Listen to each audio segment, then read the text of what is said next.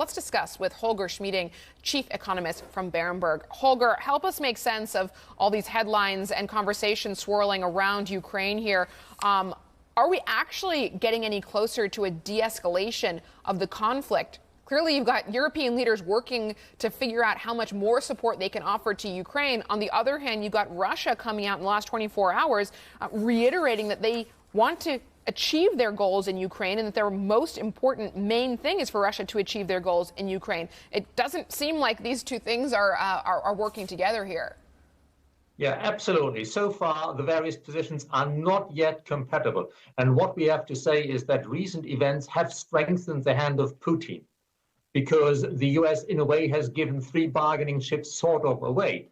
Namely, the US has said that Ukraine has to cede territory. That is not a big surprise, but this is something which should be, if at all, at the end of negotiations, not at the start.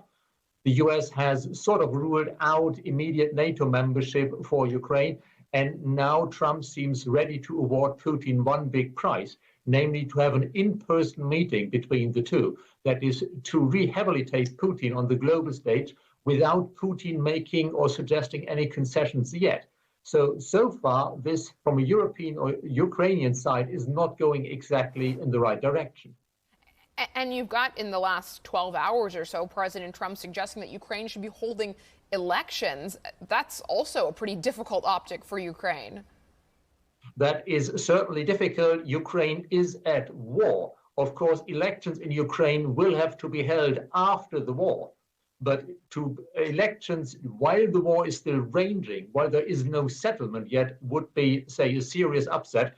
And in addition, that is not really anything for Trump to say. If there is a place in Europe where we really should have free elections, it would be Russia, not Ukraine, which has a legitimately elected president, which has a parliament that, forced by Russia, has declared martial law. And during martial law, elections are not that easy. So again, this is not going the right way from a European perspective. Having said that, the advisors around Trump, including the foreign minister and others, probably have a bit of a cooler head.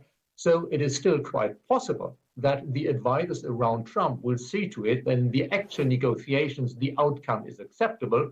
But the way Trump has started is not very encouraging, to put it mildly.